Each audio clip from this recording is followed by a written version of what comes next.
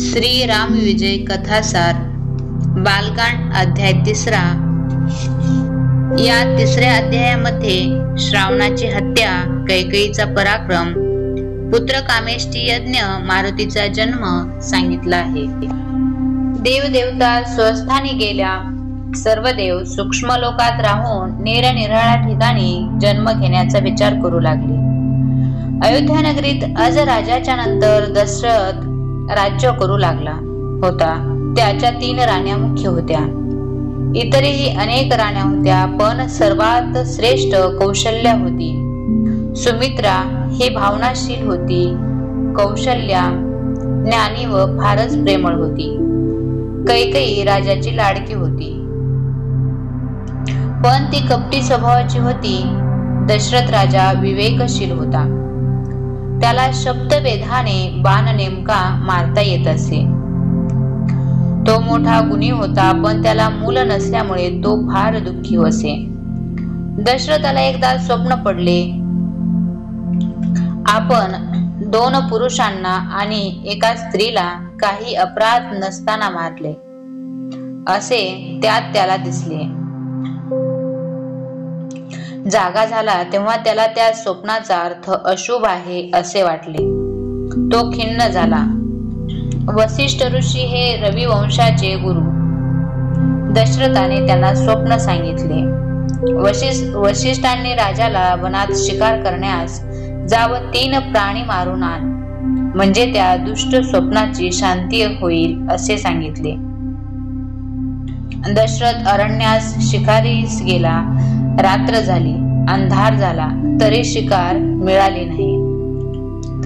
एखादा प्राणी सरोवरावर पाणी पिण्यास येईल म्हणून दशरथ एका सरोवराच्या काठी झाडावर लपून बसला.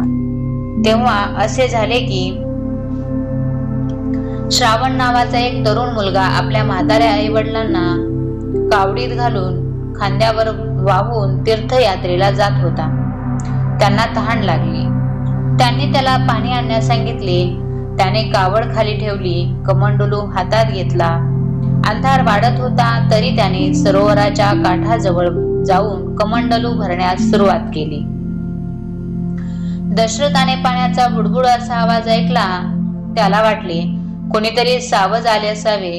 आवाजाच्या अंदाजाने त्याने नेमका बाण मारला. तो श्रावणाला वर्मी लागला व श्रावण विव्हळून ओरडला. ते ऐकताच दशरथ भयभीत होऊन काठाजवळ गेला. पाहतो तो एक तरुण बाण लागून पडलेला, कमंडलू खाली पडलेला. ते पाहून राजा शोक करू लागला.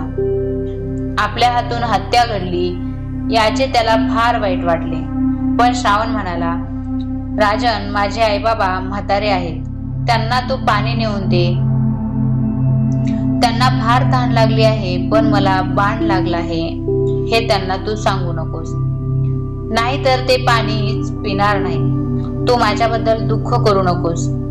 दशरथाने कमंडलू भरून घेतला व सांगितलेल्या खुणेने त्याच्या आईबाबांना पाणी पिण्यास देण्यासाठी गेला. श्रावणा, आलास का असे ते विचारू लागले. पण राजा काही बोलेना. तेव्हा ते वारंवार, श्रावणा, बोलत का नाहीस असे विचारू लागले. मग राजाने काय झाले ते सांगितले. तेव्हा मात्र त्या दोघांनी दुःखाने हंबरडाच फोडला. श्रावणाच्या आठवणी काढून ते रडू लागले. त्यांचे प्राणच कासावीस होऊ लागले. त्यांना दशरथाला शाप दिला. राजा, तू अविचाराने बाण मारलास, आमचा पुत्र मारलास. आता त्याच्याशिवाय आम्ही जगणार नाही. पण पुत्र म्हणून आम्ही जसे प्राण सोडित आहोत, तशीच पुत्रवियोगाने मरण्याची तुझ्यावर वेळ येईल. आणि दशरथा समोरच त्यांनी प्राण सोडले. राजाला धक्काच बसला, पण त्याने मन आवरून त्या तिघांचे दहन केले व फारच शोक करीत तो राजगृहात आला. पण त्याच्या मनात आले की या शापामुळे तरी मला मुलगा होणार. त्याला शापापासूनच वरदान मिळाले. त्याने वसिष्ठांना हे सर्व सांगितले. 3 श्वापदेने मारायला सांगितली होती, पण ते काहीच घडले नाही. घडले ते स्वप्नाप्रमाणेच. वसिष्ठांनी त्यांचे सांत्वन केले. कैकेयीचा पराक्रम.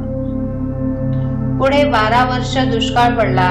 वृषपर्वा हा दैत्य राजा व शुक्राचार्य हा दैत्य गुरु यांनी वृष्टीच होऊ दिली नाही. देवांचा त्यांनी पराभव केला. देवांचा गुरु बृहस्पती याने इंद्राला सांगितले, अयोध्याचा राजा दशरथ फार पराक्रमी आहे, त्याला आपल्या मदतीला बोलवा, तो दैत्यांचा पराभव करील. इंद्राने दशरथाला बोलावले. तो तात्काळ तयार झाला. कैकेयी त्याच्याबरोबर युद्धासाठी गेली. इंद्राने दशरथाचा फार सन्मान केला. देव दानवांचे मोठे युद्ध झाले. त्यात दशरथाने वृषपर्व्याचा पराभव केला. तेव्हा शुक्राचार्य संतापले. त्यांनी दशरथावर अनेक अस्त्रे मारली. त्याच्या रथाचा आस त्याने एका बाणाने तोडून टाकला. त्यावेळी कैकेयीने तात्काळ खाली उतरून आपल्या खांद्यावर रथ तोलून धरला. दशरथाचे तिकडे लक्षच नव्हते. शुक्राचार्यावर त्याने बाण मारून त्यांचा मुकुटच उडवून लावला. तेव्हा देव जय जयकार करू लागले.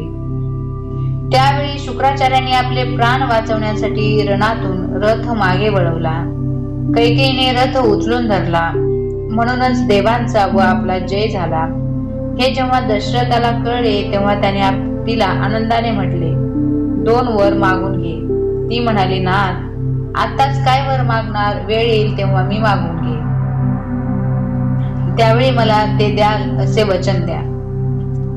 दशरथ म्हणाला, प्रिये, तू केव्हाही वर माग, मी ते देईन असे वचन देतो.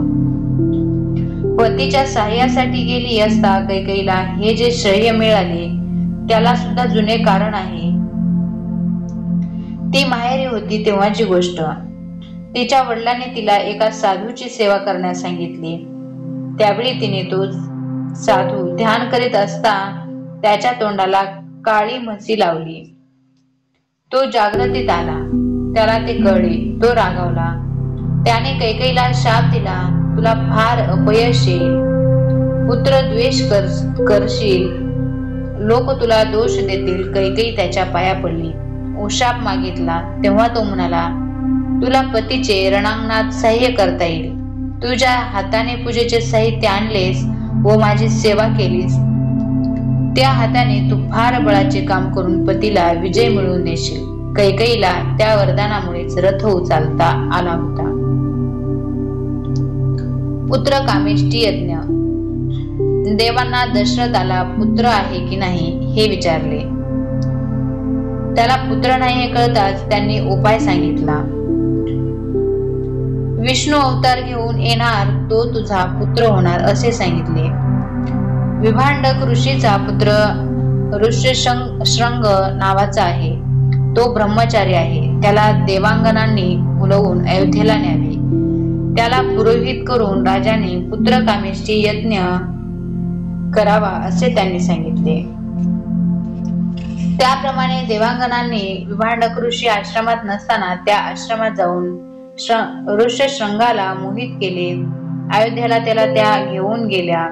तो तेथे गेल्यावर दशरथाने आपली मांडलेली व पाळलेली कन्या शांता हिचा त्याच्याशी विवाह लावून दिला. ऋषींनी त्याला मोठा मान दिला. त्याला यज्ञाचा मुख्य नेमले. मग यज्ञ करून दशरथाने पुष्कळ दानधर्मही केला. यज्ञ चालू असताना विभांडक ऋषी तेथे आले. त्याला आपल्या पुत्राला मोठा मान मिळाल्याचे पाहून समाधान वाटले.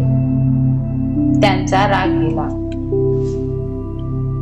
यज्ञ पूर्ण झाला. तो प्रत्यक्ष यज्ञ देवता प्रकट झाली. तो साक्षात अग्नीच होता. त्याने पायसाने भरलेले पात्र प्रसाद म्हणून दशरथाला दिले. लवकर ते पायस तुम्ही प्राण्यास देण्यास सांगितले. दशरथाने आदराने ते पात्र घेतले. त्याचे 3 गोळे केले. त्यातील एक कौशल्याला दिला, दुसरा सुमित्रेला दिला व तिसरा कैकेयीला दिला. तेव्हा आपण लहान म्हणून आपल्याला शेवटी पायस दिला असे म्हणून कैकेयी रागावून रुसून बसली. राजा तिची समजूत घालू लागला. पण पायस तसाच ठेवून ती बसून राहिली. तोच आकाशातून एक घार यज्ञ मंडपात झडप घालून आली व तिने पटकन तो पायसाचा गोळा आपल्या पायांत पकडला आणि ती दूर ओढून गेली. मंडपात हाहाकार उडाला. मग सुमित्रा व कौशल्या यांनी आपल्या प्रसादांतून अर्धा भाग काढून दिला. रुसलेल्या कैकेयीला तोही दुःखामुळे गिळत नव्हता. तिन्ही राण्यांनी अशा प्रकारे पायस प्रसाद भक्षण केला. दशरथाने यज्ञ समाप्त केला. ब्राह्मणांस दक्षिणा दिल्या. ऋषींना बोलावले. तिन्ही राण्या गरोदर राहिल्या. अयोध्येत आनंदाचे राज्य आले. मारुतीचा जन्म. तिकडे घारीने जो प्रसाद पळवला होता त्याचे काय झाले? अंजनी नावाची वानरी होती. केसरी नावाच्या वानराची ती स्त्री. तिने ऋषमुख पर्वताच्या 7000 वर्षे शंकराची आराधना केली. शंकर प्रसन्न झाले. तिने चिरंजीव, भक्त, प्रतापी व वज्रदेही पुत्र व्हावा असा वर मागितला. शंकराने वर दिला. हाताची ओंजळ कर, डोळे मीट, स्वस्थ बसून राहा. मोठा वारा सुटेल. तो तुला हातात प्रसाद आणून टाकील, तो खा. म्हणजे तुला 11वा रुद्र हा पुत्र रूपाने लाभेल, असे त्याने सांगितले. त्याप्रमाणे अंजनी बसली होती. घार उडत असताना वारा सुटला. तिच्या पायातली प्रसादाची मूठ खाली पडली. ती नेमकी अंजनीच्या हातात. तिने तो प्रसाद भक्षण केला. ती घार म्हणजे सुवर्चसा अप्सरा. नृत्य करताना ती चुकली म्हणून ब्रह्मदेवाच्या शापाने ती घार झाली होती. तो प्रसाद अंजनीच्या हाती पडताच घारीला उशाप मिळाला व ती स्वर्गात गेली. अंजनी 9 मासांनी प्रसूत झाली व तिला पुत्र झाला.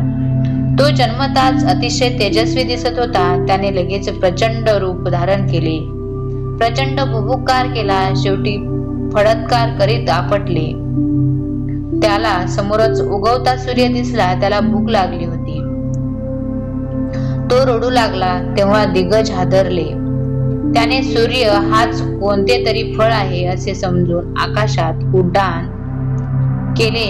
त्याचे हात तोंड भाजेल म्हणून वायूने त्याच्या पित्याने त्याला आवरण्याचा यत्न केला, पण तो आटोपला. तेव्हा त्याने मारुतीवर, मरुताच्या पुत्रावर हिमालयाचे शीतल थेंब असणारे वारे सोडले. राहू त्यावेळी सूर्याचा ग्रास करू पाहत होता. ते पाहून मारुती रागावला. त्याने राहूला व त्याच्या मदतीस आलेल्या केतूला दूर भिरकावून दिले. ते रडत इंद्राकडे गेले. तेव्हा देवांचे सैन्य घेऊन इंद्राने मारुतीशी युद्ध केले. त्यात इंद्राचे वज्र मारुतीला हनवटीवर लागले व तो मूर्छा येऊन खाली पडला. त्यामुळे वायू कासावीस झाला. त्याने देवांना तुमचे प्राण हरण करील अशी धमकी दिली. तेव्हा देव प्रसन्न झाले. हनुमंत असे त्यांनी मारुतीचे नाव ठेवले. त्याला शुद्धीवर आणले. इंद्राने व शंकराने त्याला वर दिले. इंद्राचे पाश व ब्रह्मास्त्र, शंकराचे रुद्रगण व तिसऱ्या डोळ्यातील अग्नी यांचा सुद्धा मारुतीवर काही प्रभाव पडणार नाही असे वर दिले. इंद्राने तर वज्रापासूनही त्याचे संरक्षण होईल असे सांगितले. नंतर कुबेराने अनेक राक्षसांचा त्याच्या हातून वध होईल असा वर दिला. तो चिरंजीव होईल व त्याचे नामस्मरण करणारास राक्षस त्रास देणार नाहीत असा त्याने वर दिला. त्याला अभंग शक्ती राहील व श्रम कधीच वाटणार नाहीत असा वरुणाने वर दिला. विश्वकर्म्याने न कोमेजणाऱ्या दिव्य कमळांची माळा त्याच्या गळ्यात घातली. मग सर्व देव आपापल्या स्थानी गेले. अंजनीने आपल्या वज्रदेही बाळाला कुरवाळले. त्याने पुन्हा लहान रूप घेतले. मग ती त्याला स्तनपान करू लागली व त्याच्या मुखातून प्रेमाने